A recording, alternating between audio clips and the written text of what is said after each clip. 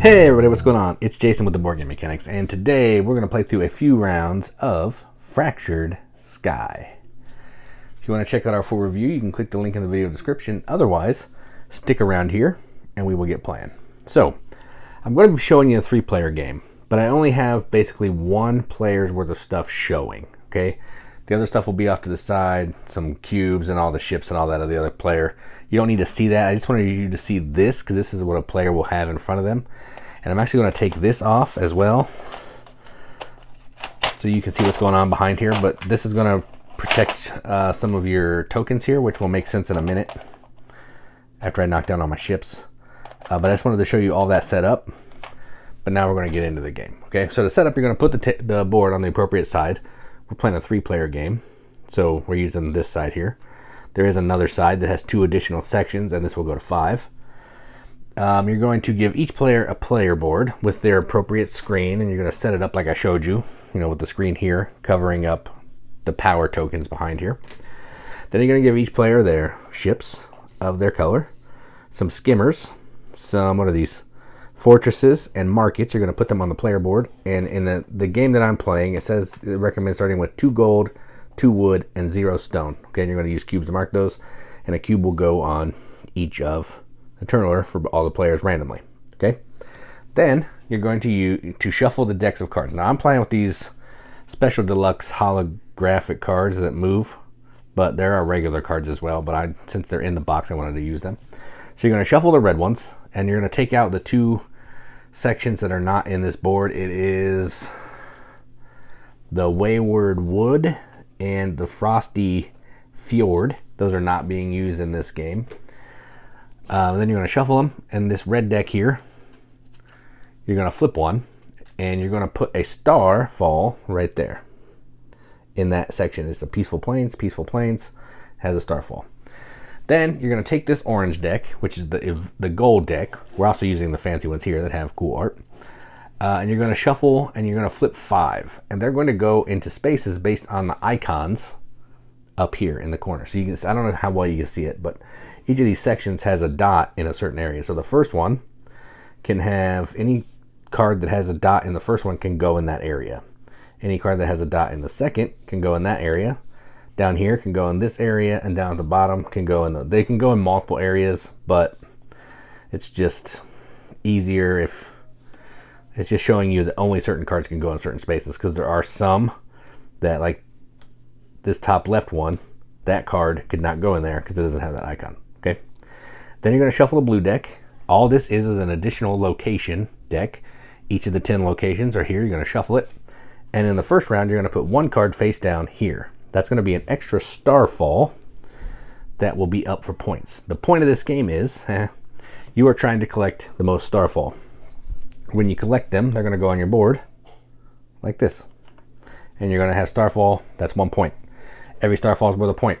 If there's a tie at the end of the game, all the ties are going to be broken. Whoever's farthest to the left, meaning player 1 in turn order. Okay, now let's go ahead and get started. This is a pretty simple game. It's an area majority bluffing hidden bidding game, sort of. Okay, we're trying to figure out where this Starfall is going to be, and we're also trying to figure out if people are bluffing when they go there with their tokens. Okay, so let's go ahead and get going. Now, on your turn, you can do one of 3 things. You can play a ship with a token, and I'll explain that in a little bit. Play a skimmer. A skimmer costs a wood and a rock, or a stone. A skimmer will go out onto an area. They're going to add an extra power to that area. That'll make sense later. You can play 3 rock, and you can put a fortress in one of these locations, and that's going to add 1 power to all the locations that are attached. You can see this one's attached to 2. It's attached to here and here. So both of these locations, when I fight in them, will be worth 1 extra power if I build that. And markets, same deal. If they're built there, they are going to produce extra goods in the areas that they are adjacent to. These down here are attached to more islands, so those are going to fill up quicker, but they're all going to be attached to more than 1 island, so there is that to kind of look at. Okay, and that's the gist. Okay, and then the third thing you can do is you can scout one of these cards. To scout, you're going to pay what's on the back. Oh, other card. You're going to pay 2 gold if you want to look at this card. And when you look at it, it's going to show you a couple things. These aren't in play, and it doesn't really matter. So we're going to look at we're going to flip the card. When we flip the card, we're going to know that that card, if this was that card, we would know that another Starfall is going to be in the Molten Moor. And then you're allowed to take a resource. So you take one of your cubes. This produces double rock, or double ore, I think it's ore. I would put the ore there. I would collect an ore, but then everybody else is going to know that that card is one of the locations on the board that produces ore. So you're kind of figuring some stuff out. Or if you don't want the good, you can put it up here, not give anybody any information, you know what's going on, but you also shorten yourself out of a good that you spent 2 gold for, okay?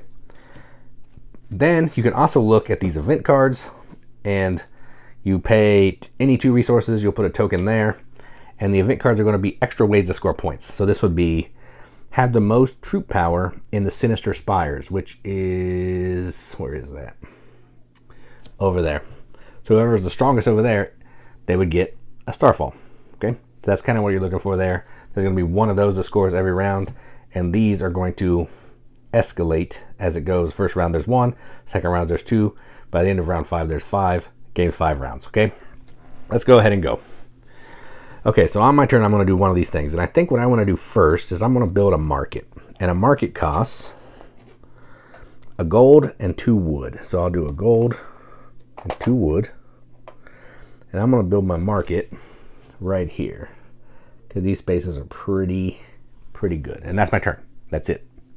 Doesn't do anything right now, but it's on the board. Then we'll say green will go, and they want to start trying to collect. They want to start going to an area. And they're going to go ahead and go to the Peaceful Plains. Why not? So they're going to attach one of their tokens to the ship, and they're going to go out there. The first player that goes there, you're going to cover up that card, and you're going to get one of these cards. You'd look at it, and you know that this card is not this location. So you know that this card is not the Dreadful Desert. Okay? Just the green player knows that. No one else knows that. But that's information that they know that no one else has. Okay, then it's red player's turn, and red player is going to build a fortress. Actually, yeah, they'll build a fortress. That's fine. They wouldn't have these resources, but I just want to show you what's going on. And they're going to put this fortress right here. Fortress costs 3 stone, or 3 ore, iron, or one of the 2. Then it's back to me. I want to get into the game. I only have 1 resource, so I can't look at any cards. I need to take this back. I can't build anything because everything costs more than 1 resource. So I think what I'm going to do is I'm going to start setting myself up to get some resources. And I'm going to go to, I'm going to grab this one. See, that's magnetic and sweet. So it goes like that.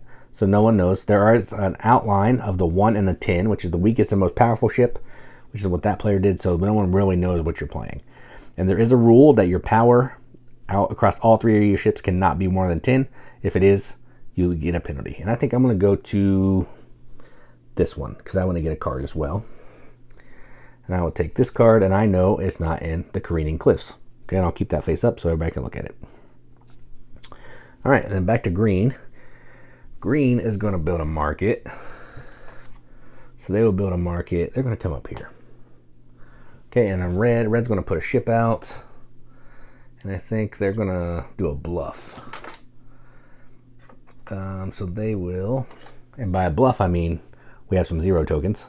So that will go there, and they're going to go ahead and they think that player put a 1 out, so they're going to go here, and then this player might think that they put a big one out there. They know it's not the 10 because it's not white. They know it's not the 1 because it's not white, but they don't know what's going on. So first player goes to that spot, takes the bonus. Everybody else can just go there to try to have area control. Okay, then back to me. I'm going to do another one. I put my 1 out there just in case you couldn't see it. But it is white, so you know it's either a 1 or a 10. And I'm going to do a 6. And I'm going to go right here as well. And then green is going to do, they're out of resources. So they're going to go here. They will get another card. Creepy Cove, they know it's not the Creepy Cove. No one else knows that. Red, they're going to put out another ship. And I think they're going to do this one. And they're going to go right here. And then back to me. This is my last ship. And I'm going to do, let me do the math real quick.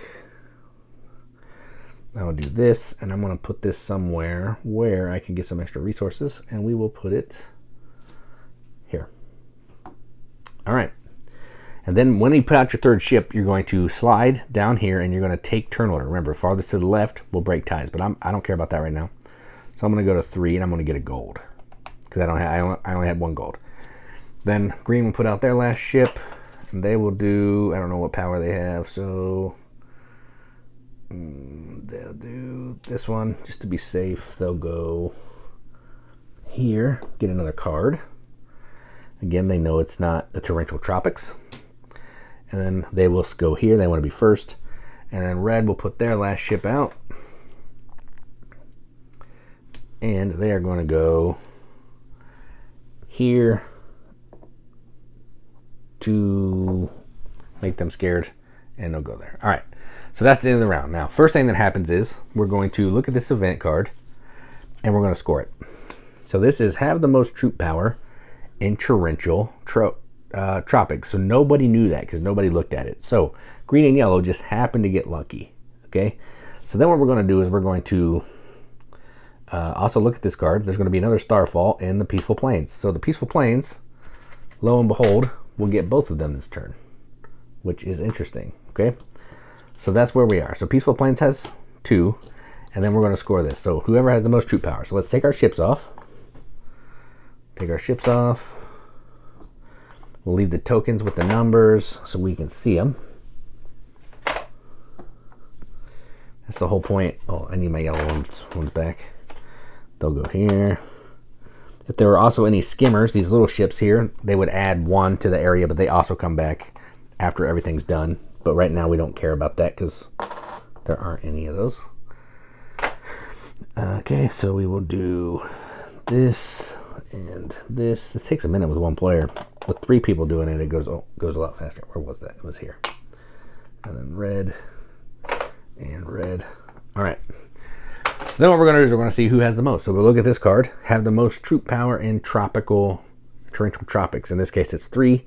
There's no additional bonus. Red has a bonus, but red's not here, so they doesn't contribute. You'd have to have a ship there, at least a 0 for this to work.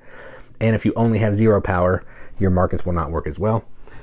So yellow, which is me, I will get that card. So that was lucky me.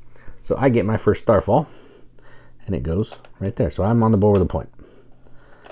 Then this card can just go back, hangs out there, and that will not score anymore. Okay. Now we're going to do the Peaceful Plains again. We'll start with the Peaceful Plains. That's the big dog. Going to be worth 2 points. Now the way this works is whoever has the most power gets the biggest reward, which is always a Starfall. And it's on the back of one of these cards. It's always a Starfall. You take all of them. So in this case, red has 10. So they're going to take both of these. They get 2 points, which is really nice for them. Second place will get both resources, which in this case is me, because I have 6. Okay, so I will get a gold and a wood. Then I'll take that back. Red will take theirs back. And then green, third place, will get 1 of those resources, and they'll choose gold. But they also have a market there, which means they will get a bonus of either of these goods, so they'll take a wood. Okay, the market produces 1 additional good of whatever type if you have at least more than 0 power at that location. Then we'll come down here. I already resolved the event, but 3 gets both the resources, so I will get a wood and a stone. Green will get, they'll take a stone, and I get that back. Then we'll go over to here. So I will get 2 gold because I'm the highest. There's no Starfall there. But I also have a market, which will produce at that location, which gives me another gold. And red will get nothing because they had a 0. And then over here, green will get a gold, and a stone or an ore, and they also have a market, so they would get another one, and done. And everything else that's on the board stays out there. These will slide up. We would do another round. We take all the blue cards, we shuffle them, and then we'll have 2 this round that are ready that we got to try to figure out. They're going to be extra points. We'll also shuffle this red card here. Any starfalls that were out on the board that didn't get claimed would stay out there. We'll get another public goal, which is the Careening Cliffs. So we would put 1 at the Careening Cliffs, and we would do all that again. And we're going to play through this through 5 rounds. We'll know when the game's over, when that last card is flipped. And then we'll see who has the most points. Whoever has the most starfalls is the winner. If there's a tie, at the end of the 5th round, whoever is closest to number 1 in the tie will be the winner. And that is it. And that is how you play Fractured Sky. There is a solo variant that you can play, and I think a 2-player variant as well. I'm not going to talk about that. The game, how I played it here with 3 players, it should be played with 3 or more, in my opinion. We'll talk more about that later. But that's how you play the game. Again, if you want to check out our full review, click the link in the video description. Otherwise, thanks for watching, and as always, keep gaming.